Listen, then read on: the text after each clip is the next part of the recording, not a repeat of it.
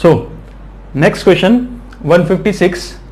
An iron rod of susceptibility 599 is subjected to magnetizing field of 1200 ampere per meter. The permeability of the material. So यहाँ पर आपसे पूछा है बच्चों permeability और permittivity. So given है susceptibility. So आप देखो रिलेशन आपको पता है म्यू आर इक्वल्स टू होता है 1 plus magnetic susceptibility. So mu r की वैल्यू हम यहां से निकाल सकते हैं 1 प्लस 599 गिवन है, तो म्यू आर हो जाएगा, म्यू आर की वैल्यू हो जाएगी 600. सो म्यू आर अगर आपने निकाल लिया 600, तो इसने मीडियम की परमेबिलिटी पूछी है ऑफ द मटेरियल या मीडियम की परमेबिलिटी पूछी है. सो म्यू इक्वल्स टू आपको रिलेशन पता है that will be mu R into mu naught. So mu naught की वैल्यू भी इसमें गिवन है, आपको पता है म्यू नॉट की वैल्यू. सो म्यू की वैल्यू आप इजीली फाइंड कर सकते हैं 600 into mu naught. Mu naught हो गया 4 पाई इंटू 10 टू पावर -7. सो आप देखें ये आएगा 2400 पाई इंटू 10 टू पावर -7. सो ये आंसर है 2400 पाई इंटू 10 टू पावर -7. अब आप देखो बेटा ऑप्शंस में 2400 नहीं है, तो आपके पास 2.4 ऑप्शन है. 2.4 पाई, तीन ऑप्शन में 2.4 पाई है, तो इसको 2.4 पाई में कन्वर्ट करें. So it will be 2.4 pi into ये 3 जीरो आप ले लें यहां से, तो 10 to power -4. So 10 to power -4. So correct option होगा इसका सेकेंड. करेक्ट ऑप्शन है सेकेंड. सो नेक्स्ट क्वेश्चन पे आ जाए बेटा. Next, body weighs 72 Newton on the surface of earth. What is the gravitation force on it at height equal to half the radius of the earth? So यहाँ पर surface पर जो wait होता है W equals to mg equals to 72 newton, right. और height पर हम wait निकालेंगे, तो हाइट पर हम g निकालें सबसे पहले. g डैश का रिलेशन आपको पता है, g डैश इक्वल्स टू होता है g1 प्लस h. हाइट कितना है, हाफ द रेडियस, तो हाइट हो गया r/2 upon r. So formula क्या था बच्चों, g dash equals to g1 plus h upon r का होल स्क्वायर. तो h की वैल्यू पुट की हमने r से r कैंसिल हुआ, 1/2, 1 प्लस 1/2 होगा 3/2. सो g अपॉन 3/2 का स्क्वायर. सो g अपॉन 3/2 का स्क्वायर मीन्स ये हो गया 4/9g. सो न्यू वेट जो आएगा W dash, it will be mg dash. Height पर जो वेट होगा ये mg डैश. सो mg डैश, g डैश की वैल्यू पुट करते हैं mg इंटू 4/9, और mg की वैल्यू सरफेस पर जो वेट होता है mg होता है, और mg की वैल्यू गिवन है 72 इंटू 4/9. सो 9 से 72 कैंसिल कर सकते हैं. सो 9 से 72 कैंसिल करेंगे 8 टाइम्स. सो 8 इंटू 4, तो करेक्ट ऑप्शन होगा इसका 32 Newton. Now next question. A screw gauge has least count of 0.01 mm and there are 50 divisions in its circular scale. The pitch of the screw gauge. So आप pitch का जो formula है या least count का जो formula है, least count equals to होता है pitch upon number of divisions. So pitch निकालना है, तो पिच का फॉर्मूला हो गया equals to least count into number of divisions.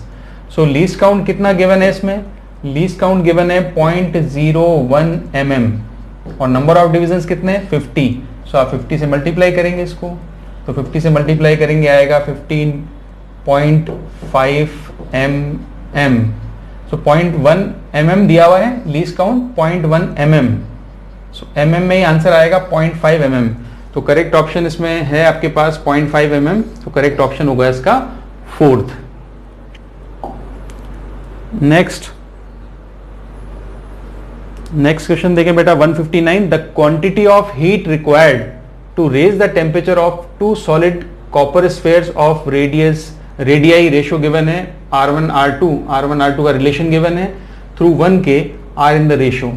So quantity of heat required, तो हीट का जो फॉर्मूला हमने पढ़ा है, हीट का जो फॉर्मूला है हीट इक्वल्स टू होता है ms delta theta. So temperature तो रेज करना है दोनों स्फेयर का 1 kelvin. So heat required the two solid copper sphere है, यहाँ पे दोनों स्फेयर्स कॉपर के हैं, तो स्पेसिफिक हीट और टेम्परेचर चेंज ये दोनों में सेम है। So heat directly proportional to mass and mass directly proportional to होता है वॉल्यूम, और सॉलिड स्फेयर है तो स्फेयर का वॉल्यूम होता है 4/3 pi r cube. That means heat proportional to mass, mass directly proportional to volume और वॉल्यूम प्रोपोर्शनल टू होता है r cube, means heat directly proportional to r cube. अब यहाँ पर दोनों हीट्स का रेशो पूछा है H1/H2, टू सॉलिड स्फेयर से रेशो पूछा है हीट का, तो ये रेशो आएगा R1/R2 का क्यूब। ठीक है, तो R1 की वैल्यू कितनी है 1.5, यहाँ पुट कर देते हैं 1.5 का क्यूब, और 1.5 यहाँ पे रेशो दिया हुआ है, सो 1.5 होगा 3/2 का cube.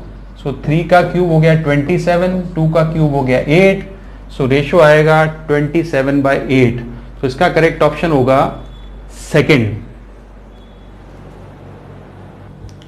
Next question number 160, two bodies of mass 4 kg and 6 kg are tied to endless of a massless string. The string passes over a pulley which is frictionless. The acceleration of the system in terms of acceleration due to gravity. So G के terms में acceleration बताना है। ये पुली का बहुत easy numerical है, आपने पढ़ा है पुली का न्यूमेरिकल, पुली के जो अपने क्वेश्चंस किए हैं उसका सबसे इजी पार्ट है। आप देखो इसका एक्सेलेरेशन पूछा है सिस्टम का एक्सेलेरेशन है, तो 6 kg का जो वेट होगा वो आएगा इस साइड 6g, और 4 kg का वेट जो होगा वो इस साइड होगा, वो होगा 4g।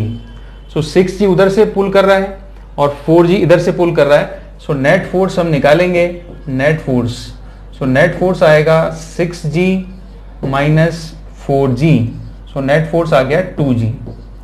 अब एक्सेलेरेशन ऑफ सिस्टम पूछा है, इसमें सिस्टम का एक्सेलेरेशन निकालना है, तो सिस्टम का एक्सेलेरेशन होगा net force upon total mass has to be pulled.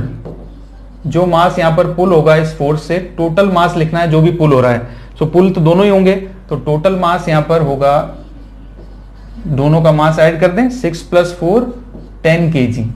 So answer system का जो एक्सेलेरेशन आएगा, कैंसिल करें तो आंसर आएगा इसका g/5। तो करेक्ट ऑप्शन होगा इसका fourth g/5। So next question number 161, assume that light of wavelength 600 nanometer is coming from a star. The limit of resolution of telescope whose objective has a diameter of 2 meter. So resolution limit RL हमें पूछा है, RL limit, इसका formula होता है 1.22 λ/a। Resolution limit है, इसका inverse होता है रेजोल्यूशन पावर। सो यहाँ पर लिमिट ऑफ रेजोल्यूशन पूछा है, राइट। सो 1.22 λ/a, तो लैम्डा आपको गिवन है 1.22 लैम्डा गिवन है 600 नैनोमीटर 10⁻⁹, और a लैम्डा वेवलेंथ हो गया, and a is the diameter of lens, objective lens का डायमीटर है। सो डायमीटर सीधा गिवन है 2 मीटर, तो आप यहाँ पर 2 रख लेंगे, उसको सॉल्व करेंगे, आपका आंसर आएगा 3.66 इंटू 10⁻⁷ रेडियन। तो करेक्ट ऑप्शन होगा इसका सेकंड, करेक्ट ऑप्शन है second. Next, the increase in the width of depletion region in a PN junction diode is due to। so depletion region की जो width होती है, depletion region की width increase करने के लिए बोल रहा है। so depletion region ये रहा, depletion region ये P टाइप है, ये N टाइप है, तो यहाँ से इलेक्ट्रॉन्स इधर आएंगे, तो यहाँ पर ये पॉजिटिव आयंस कलेक्शन होगा या नेगेटिव। सो डिप्लेशन रीजन ये होता है। सो अब आपको पता है इसकी बाइसिंग करते हैं, बाइसिंग मीन्स इसके अक्रॉस बैटरी लगाते हैं। तो अगर आप यहाँ पर प्लस लगाओगे तो यहाँ तो माइनस है, इसकी जो बैटरी है यहाँ पर वो इस तरह से लगी हुई है, इसका आप ऐसे मान सकते हैं कि ये प्लस माइनस की इस तरह से बैटरी है। सो ये माइनस है, अगर मैं आप प्लस लगाऊंगा तो ये अपोज करेगा, इसकी विड्थ हमें बढ़ानी है तो यहाँ पे भी आपको माइनस रखना पड़ेगा, माइनस माइनस। सो माइनस से अगर पी को कनेक्ट करते हैं, पी टाइप को अगर लोअर वोल्टेज पे रखते हैं तो उसकी बाइसिंग होती है रिवर्स। तो पीएन जंक्शन में विड्थ अगर बढ़ानी है तो रिवर्स बायस ओनली से ही बढ़ती है, only reverse biased.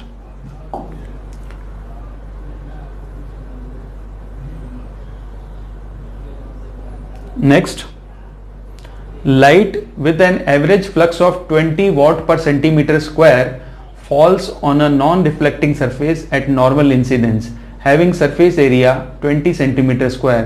The energy received by the surface during time span of 1 minute is. So यहाँ पर एनर्जी के लिए आपसे रिलेशन पूछा है, एनर्जी रिसीव्ड। सो और गिवन है फ्लक्स, एवरेज फ्लक्स गिवन है 20 वॉट पर centimetre square. So average flux की बात करें तो ये गिवन है आपके पास power upon area, power upon area given है, दैट इज 20। सो यहां से अगर पावर कैलकुलेट करेंगे तो पावर आएगा 20 into a area. Power equals to होता है energy upon time, power equals to energy upon time. So energy equals to होगा पावर इंटू टाइम, और पावर की वैल्यू है 20A into time. So energy के लिए अब आप कैलकुलेशन करेंगे, 20 गिवन था, एरिया आप देखो, एरिया 20 सेंटीमीटर स्क्वायर है। So 20 centimetre square means 10 to power -4 आएगा मीटर स्क्वायर में कन्वर्ट करने के लिए, राइट। देन आपको टाइम स्पैन दिया है 1 मिनट का। So 1 minute means 60 seconds, 60 seconds लिखा आपने। सो एनर्जी जो होगी यहाँ पर वो आप देखो 6 इंटू 2 12 इंटू 2 24 के बाद 0 देखो आप 1 2 3 0 हम कम कर देंगे तो 24 इंटू 10 टू पावर -1 जूल। सो ये है आपके पास 20 इंटू एरिया गिवन था 20 सेंटीमीटर स्क्वायर, मीटर स्क्वायर में कन्वर्ट कर लिया। देन टाइम पीरियड दे दिया स्पैन 1 मिनट का, तो 60 सेकेंड्स दिया है। तो ये आपका आंसर होगा 20 इंटू 10 टू पावर -1 आ रहा है, बट इसमें आंसर आपके पास सेंटीमीटर स्क्वायर। कैलकुलेशन में कहीं भी इसमें यूनिट कन्वर्जन में प्रॉब्लम है। ओके, यूनिट में आप देखें पावर की जो यूनिट है, एवरेज फ्लक्स की यूनिट है, वो भी वॉट पर सेंटीमीटर स्क्वायर है। एरिया तो है 20 सेंटीमीटर स्क्वायर, तो एरिया को तो मीटर में कन्वर्ट कर लिया आपने, बट ये जो पावर वाला रिलेशन है, पावर भी आपकी यहाँ पर मीटर स्क्वायर में लिखनी पड़ेगी। तो पावर गिवन थी P इक्वल्स टू 20 वॉट पर सेंटीमीटर स्क्वायर। सो वॉट पर सेंटीमीटर स्क्वायर की जगह आपको वॉट पर मीटर स्क्वायर करना पड़ेगा, तो इसके लिए यहां पर भी 10 टू पावर -4 लिखेंगे। सो पावर की जब वैल्यू पुट करेंगे तो 20 अपॉन 10 टू पावर -4 यहां लिखेंगे, राइट। सो आप देखें इसमें 20 टू 10 टू पावर -4 लिखेंगे तो एनर्जी की वैल्यू देखो, पावर आ गया 20 upon 10 to power -4 means metre square हो गया। एरिया दे दिया 20 इंटू 10 टू पावर -4 और टाइम दे दिया 60 सेकेंड्स। सो यहां से ये वाले 0 कैंसिल हो गए। सो सीधा मल्टीप्लाई करेंगे तो आएगा 24,000 जूल। तो करेक्ट ऑप्शन होगा इसका 24 into 10 to power 3 joule. Next, the mean free path of a gas with a molecular diameter d and the number density n can be expressed। सो आपने ये रिलेशन डायरेक्टली पढ़ा है मीन फ्री पाथ लैम्डा का। So lambda is directly proportional, lambda की value n और d diameter के terms में पूछी है, तो आपने पढ़ा है रिलेशन, ये lambda equals to 1/√2 n pi d square. So इसका करेक्ट ऑप्शन होगा third. Next, a 40 microfarad capacitor is connected to 200 volt and 50 hertz AC supply. The RMS value of the current is nearly। So ये circuit है C circuit. तो C circuit के लिए आपको जो इसका रिएक्टेंस है, कैपेसिटिव रिएक्टेंस, वो सबसे पहले निकालेंगे। तो XC इक्वल्स टू होता है 1/C ओमेगा, और ओमेगा होता है 2 पाई n। सो यहाँ पर फ्रीक्वेंसी गिवन है 50 हर्ट्ज। सो 50 और XC भी गिवन है 40। सो XC गिवन है 40, तो यहाँ पे C की वैल्यू पुट करते हैं पहले 40 इंटू 10 टू पावर -6 माइक्रोफेरेड है। देन 2 पाई और n की वैल्यू 50 है। सो n की वैल्यू 50 पुट करेंगे, 50 इंटू 2 मीन्स 100 पाई, ये रिलेशन है, राइट। सो ये आप देखो XC की वैल्यू जो आपको मिलेगी यहाँ पर, ये 0 आप कम कर दें, 3 0 कम कर देते हैं तो ये आएगा 10 टू पावर -3 बचेगा, -3 को ऊपर लिया है तो 10 टू पावर 3/4 पाई। तो ये XC 10 टू पावर 3/4 पाई ओम, ये XC है। बट आपसे पूछा है RMS वैल्यू ऑफ करंट, तो RMS करंट निकालना है तो IRMS इक्वल्स टू होता है VRMS अपॉन XC। सो VRMS कितना है बच्चों, VRMS दिया है 200 वोल्ट, जो भी वोल्ट राइट करके मिलेगा ये VRMS होता है। 200 अपॉन एक्सी की वैल्यू है 10 to power 3 into 4 pi, right. So आप देखो 0 कैंसिल करें तो 2 0 तो आप कैंसिल कर देंगे, यहाँ पे 10 बचेगा। सो 10 बचेगा मीन्स ये हो गया 5। सो 4 अपॉन 5 पाई मीन्स 1.25, सॉरी 4 अपॉन 5 पाई है, 4 पाई अपॉन 5। सो 4/5 इंटू 3.14। अब आप देखें आंसर इसका, तो आंसर आपका इसमें कैलकुलेट किया हुआ पाई की फॉर्म में तो नहीं है, तो आप देखो 3.14 इंटू 4, तो 4 इंटू 3.14 हो गया। सो अब कैंसिल करेंगे इसको, 3.14 अप्रोक्सीमेटली आपका आएगा आंसर ये वाला, 4 इंटू 3 आ गया अपॉन 5। तो इसका आंसर आप देखेंगे सॉल्व करेंगे तो आएगा 2.5। कैलकुलेशन मिस्टेक, 200 वोल्ट गिवन था, एक्सी दे दिया 10 to power 3 upon 4 pi. So 10 to power 3 upon 4 pi. So 4 pi आगे आ गया 200/1000 means 5, 4 pi upon 5। So 4 into 3.14 12 point something आएगा। सो 12 पॉइंट समथिंग आएगा, तो यहाँ पर 12 पॉइंट समथिंग अपॉन 5 करेंगे तो आंसर 2.5 एग्जैक्टली आंसर आ रहा है इसका 2.5 एम्पियर, राइट। सो ये 165। Now next 166, the colour code of resistance is given below. So colour coding given है, first yellow, second violet, brown and gold. So value of resistance and tolerance respectively. Option भी अगर आप देखें आप तो option में यहाँ पर kilo ohm kilo ohm kilo ohm दे रखा है, किलो ओम। सो ऑप्शन अगर आप देख लेते हैं कि किलो ओम दे रखा है और आपका एक कलर जो है ब्राउन है। सो इसी कोडिंग का जो जिंगल है आपको पता है, B B Roy, Great Britain, very good wife with gold, silver and no colour, no colour. So यहां से डिजिट स्टार्ट करें तो 0 1 2 3 4 5 6 7 8 9, then plus minus 5%, 10% and 20%। So tolerance भी गिवन है इसमें। तो फर्स्ट कलर येलो, येलो के लिए कौन सा डिजिट आएगा बच्चों? येलो के लिए जो डिजिट है वो 4 है, तो फर्स्ट तो आ गया 4, तो सब में ये कॉमन। सेकंड आप देखो वॉयलेट, वॉयलेट के लिए 7 है, वो भी सब में कॉमन है, 4 and 7 4 and 7 4 and 7 4 and 7। जो थर्ड है ब्राउन, सो 4 आ गया, 7 आ गया, इनटू जो थर्ड डिजिट आएगा वो 10 की पावर में आएगा, और ब्राउन का जो नंबर है वो है 1 ब्राउन के लिए, ये वाला। सो 1 मीन्स ये आ गया 470। अब इन सब में तो किलो ओम दे रखा है, तो करेक्ट आंसर होगा इसका फर्स्ट ही, 470 ओम। और गोल्ड के लिए 5% टॉलरेंस है, तो 5% टॉलरेंस भी गिवन है इसमें, तो करेक्ट ऑप्शन होगा इसका first. Next, a wire of length L, area of cross section A is hanging from a fixed support.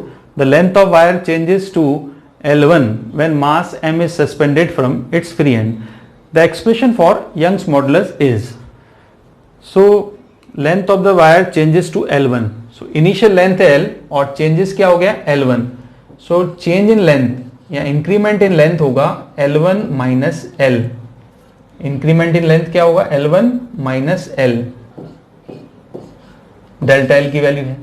अब यंग्स मॉडुलस वाई का जो आपको रिलेशन पता है वो आपको पता है स्ट्रेस अपॉन स्ट्रेन। स्ट्रेन यहां पर आएगा longitudinal strain delta L upon L. So ये रिलेशन हो जाता है F L upon A delta L. So आपसे पूछा है एक्सप्रेशन ऑफ यंग्स मॉडुलस, तो वाई की जगह आ गया F L A delta L. So force जो आएगा वायर को स्ट्रेच करने के लिए वो उसका वेट होगा, तो फोर्स हो गया mg, लेंथ है l, एरिया है a, और डेल्टा l जो चेंज इन लेंथ है that will B L1 minus L।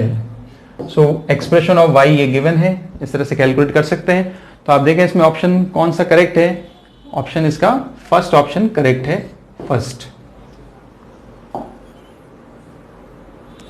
Next question 168, ये आपका लॉजिक गेट से है। इसमें आपसे ट्रूथ टेबल पूछा गया है। ट्रूथ टेबल गिवन है 4 ऑप्शन में।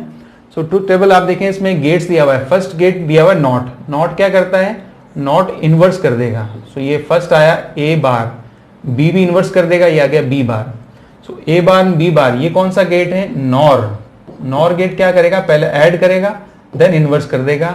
सो इसका जो आउटपुट है वाई, वाई जो आउटपुट है ये आएगा ए बार प्लस बी बार का जो भी रिजल्ट आएगा, देन कॉमन भाग जो भी रिजल्ट आएगा उसका इन्वर्स करना है, राइट। तो आप इसमें ऑप्शन चेक कर सकते हैं। ए और बी के लिए वाई सीधा दिया हुआ है। सबसे पहले आप देखो ए 0 0 है, तो यहाँ 0 यहाँ 0 1 1 हो जाएगा। तो 1 1 क्या होता है? 1 1 का उल्टा 0, तो ये आपका रॉन्ग हुआ फर्स्ट। सेकंड आप देखें ए 0 बी 0 वाई 1। सो ए 0 पुट करेंगे तो ए बार बी बार देन वाई की वैल्यू यहाँ लिख सकते हैं। देखो ए 0 है तो ये 1 हो जाएगा, बी 0 है तो ये 1 हो जाएगा। एडिशन करेंगे तो 1 + 1 1 होता है, उसका इन्वर्स करना है तो ये 0 हो जाएगा।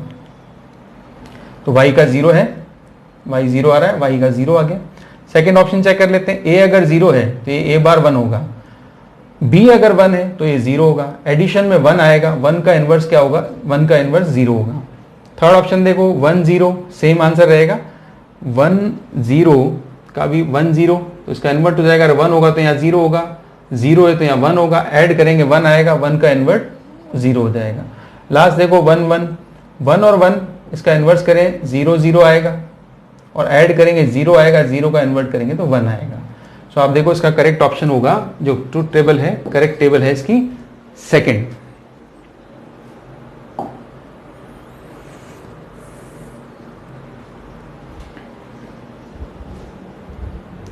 Next, question number 169.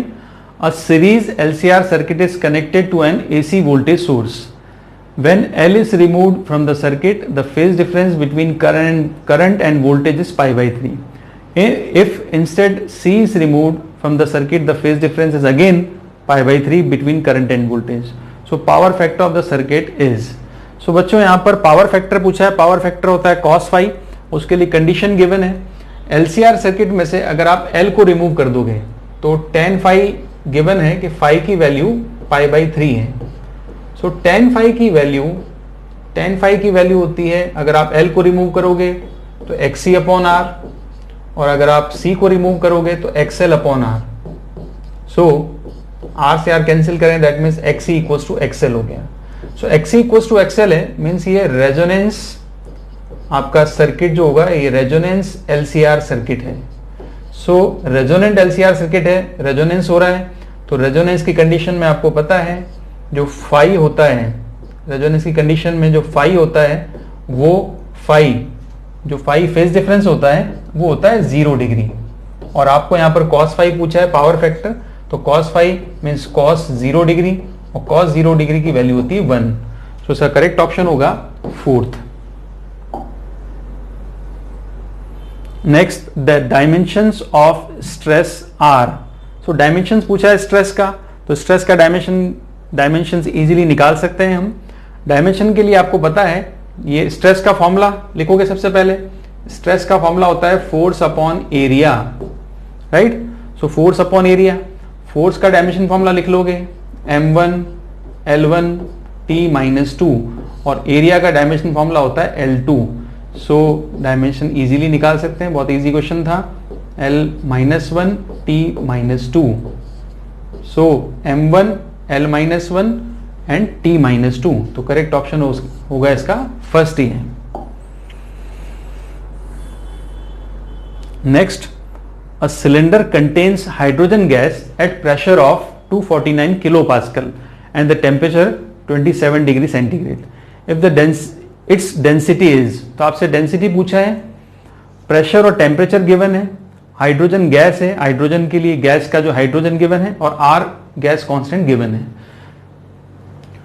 So ideal gas equation लगाकर हम इसको न्यूमेरिकल को कर सकते हैं। आइडियल गैस इक्वेशन होती है PV = nRT, PV = nRT।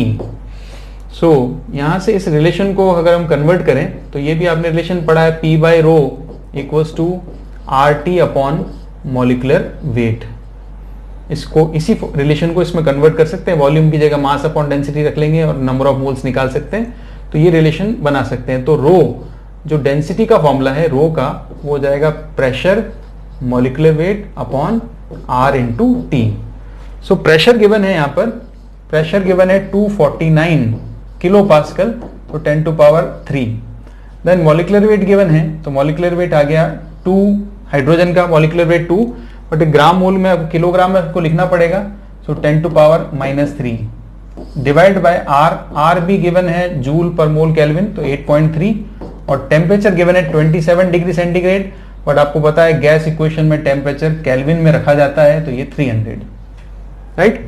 तो आप देखो अप्रोक्सीमेटली अगर हम देखें 2/8 आ रहा है अपने पास, ये 249 है 8, तो आप रो यहां से कैलकुलेट करेंगे तो आएगा 0.2। सो करेक्ट आंसर है इसका third. Next 172, find the torque about the origin when a force of 3J acts when a particle whose position vector is 2K। So torque के लिए आपने सबने रिलेशन पढ़ा है। टॉर्क के लिए टॉर्क क्या होता है, इक्वल्स टू वेक्टर फॉर्म का रिलेशन आपने पढ़ा है R cross F। Tau equals to होता है R cross F। So torque R की वैल्यू गिवन है, R की वैल्यू गिवन है 2K cap cross force given है 3J कैप। तो पहले R आएगा फिर फोर्स आएगा, सो टॉर्क वेक्टर की वैल्यू आ जाएगी 3 इंटू 2 6 हो गया। सो K क्रॉस J है, यहाँ पर J क्रॉस K नहीं, K क्रॉस J है, तो -I आएगा। तो करेक्ट ऑप्शन हो गया इसका fourth. Next, for which one of the following Bohr model is not valid. तो आपको पता है बच्चों बोर मॉडल सिंगल इलेक्ट्रॉन के लिए वैलिड होता है, तो उसका पहला ही ऑप्शन करेक्ट है, सिंगल आयनाइज्ड नियोन एटम दे दिया।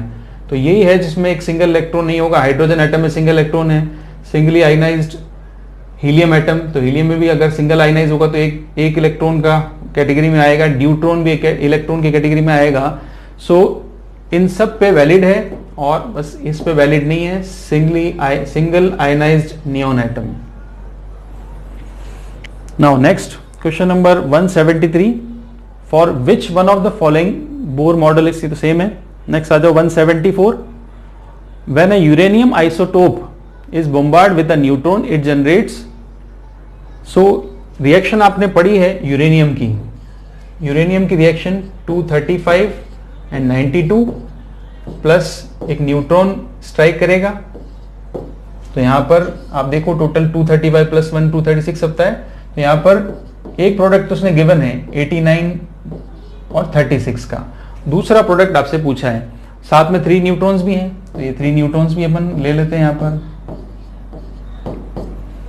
सो 235 प्लस 1 236, 89 प्लस 3 ये हो गया आपका 92।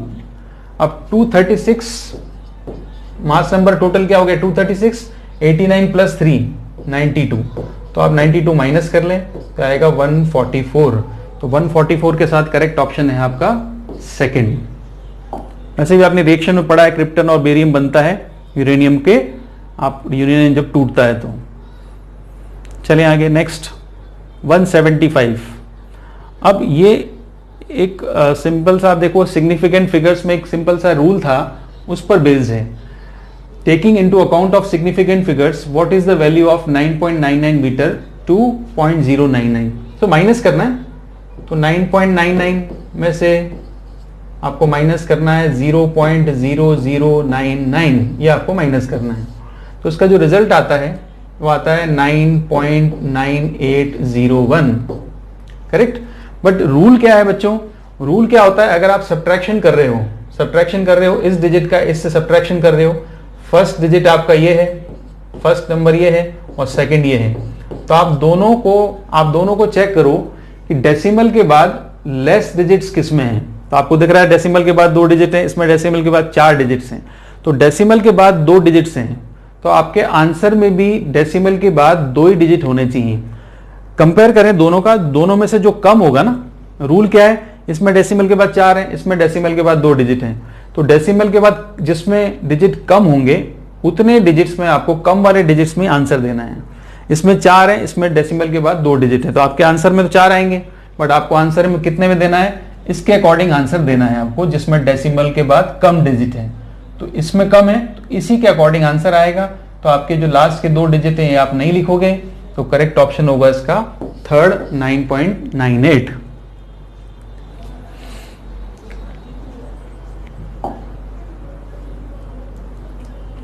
Now next, the Brewster's angle IB for an interface should be. So Brewster angle के लिए आपने फॉर्मूला पढ़ा है IB इक्वल्स टू, जो फॉर्मूला है इसका वो है IB, ब्रूस्टर जो लॉ था वो था tan IB equals to mu होता है, tan IB equals to mu. So IB equals to ये होगा tan inverse mu, tan inverse mu. So mu की वैल्यू, क्योंकि आपको पता है ब्रूस्टर एंगल यूज होगा आपका रिफ्लेक्शन जब होता है पोलराइजेशन में, पोलराइजेशन कराया जाता है किसी सरफेस से और लाइट रिफ्लेक्ट होकर पोलराइज हो जाती है, तो जिस सरफेस से रिफ्लेक्शन होगा उसके लिए म्यू आपको यूज करना पड़ेगा। अब सपोज करने से एयर है तो एयर से रिफ्लेक्शन तो होगा नहीं, एयर की वैल्यू, म्यू की वैल्यू एयर की कितनी होती है, म्यू के लिए 1 होती है। सो IB की वैल्यू एयर के लिए, अगर एयर के लिए निकालें तो IB 45 होना चाहिए, बट एयर से तो पोलराइजेशन होगा नहीं, तो बाकी सब मीडियम एयर से डेंस होते हैं, तो मिनिमम वैल्यू जो IB की होती है 45 और मैक्सिमम वैल्यू 90 होती है, तो करेक्ट ऑप्शन होगा इसका fourth, IB should be less than 90 and greater than 45। Air के लिए पॉसिबल नहीं है, 45 ज्यादा होगा और 90 पॉसिबल नहीं है, इसलिए करेक्ट ऑप्शन होगा इसका fourth. So next question number 177, a charged particle having drift velocity of 7.5 into 10 to power minus 4 in an electric field of 3 into 10 to power minus 10 volt per meter has mobility। so बच्चों mobility का relation आपने पढ़ा है, mobility mu equals to होता है VD upon E। So mobility calculate करना है, simply VD की वैल्यू गिवन है, VD की वैल्यू है 7.5 इंटू 10 टू पावर माइनस 4 और इलेक्ट्रिक फील्ड की वैल्यू गिवन है 3 into 10 to power minus 10। So 7.5 upon 3 ये हो गया 2.5 और 10 to power minus 4 minus 10 minus 6 होगा, ऊपर लाएंगे तो 10 टू पावर 6 हो जाएगा। सो मोबिलिटी की वैल्यू हो जाएगी 2.5 into 10 to power 6। Correct option है इसका third. Next 178, in Young's double slit experiment, if the separation between coherent source is halved and the distance of the screen from the coherent source is double, then the fringe width becomes। so fringe width का फॉर्मूला आपने पढ़ा है, beta equals to होता है lambda d by d। So beta given है, new fringe width निकालते हैं, beta dash equals to, lambda change नहीं किया बट सोर्सेस के बीच की डिस्टेंस हाफ कर दी। तो सोर्सेस के बीच की डिस्टेंस होती है स्मॉल d, तो ये हो क्या कर दिया half d by 2 and the distance of the screen from the coherent source is double. So distance screen की होती है कैपिटल D, इसको डबल कर दिया 2d हो गया। So it becomes 4 lambda d by d means 4 beta. So new fringe width is 4 times, so correct option हो गया इसका 4। Next question number 179, a resistance wire connected to left gap of meter bridge balances 10 ohm resistance in the right gap। Means left gap में एक resistance wire लगा हुआ है left gap में और राइट गैप में 10 ohm रेजिस्टेंस है। So the right gap at a point which divides the bridge wire in the ratio of 3:2। if the length of resistance wire is 1.5 meter then the length of 1 ohm of the resistance wire is।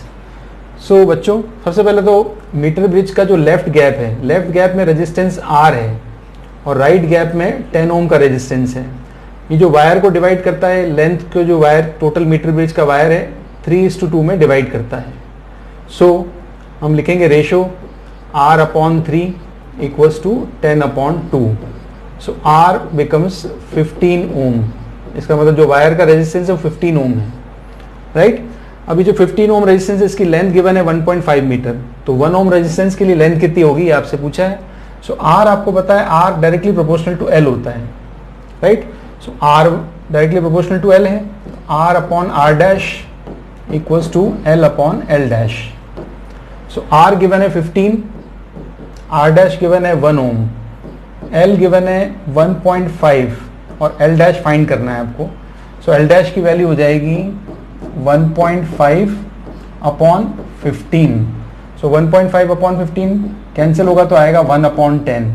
So 1/10 metre, so 1/10 metre means correct option होगा इसका third, 10⁻⁻1 metre.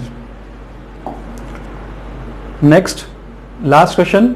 A ray is incident at an angle of incidence I on one surface of small angle of prism with the angle of prism is A and emerges normally from the opposite surface.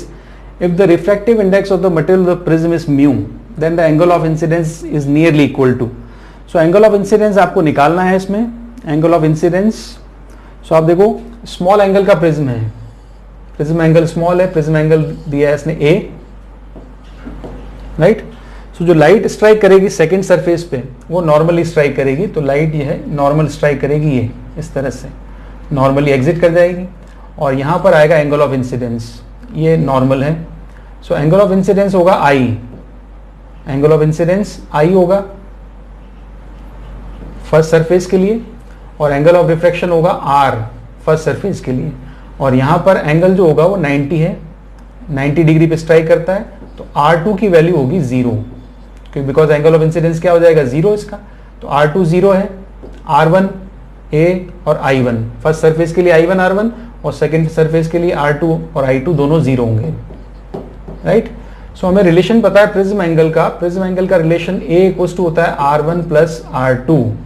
R2 पता है आपको 0 है, सो A equals to क्या होगा R1, means R1 की value A put कर सकते हैं. अब यहाँ पर रे का रिफ्रैक्शन हो रहा है, तो रिफ्रैक्शन के लिए स्नेल्स लॉ लगाएंगे. स्नेल्स होगा μ1 sin I equals to μ2 sin R. So μ1 है एयर, बाहर कौन सा प्रिज्म में, प्रिज्म का जो रखा हुआ है मीडियम कौन सा एयर है, और प्रिज्म का रिफ्रैक्टिव इंडेक्स म्यू है, सो μ2 इक्वल्स टू लेंगे हम म्यू. सो μ1 हो गया 1, so sin I equals to mu sin R, और R की वैल्यू R1 की वैल्यू या म्यू साइन I1 और μ2 साइन R1 कह सकते हैं. So sine I1 equals to mu sine R1, R1 की वैल्यू A है, यहाँ पे हम A पुट कर देते हैं. एंगल प्रिज्म एंगल आपका स्मॉल है, with small angle of prism है, सो स्मॉल एंगल के लिए आप लिख सकते हो I1 equals to mu A. Angle small होगा तो साइन आप हटा सकते हो. सो एंगल ऑफ इंसिडेंस क्या होगा म्यू A. तो करेक्ट ऑप्शन होगा इसका फोर्थ.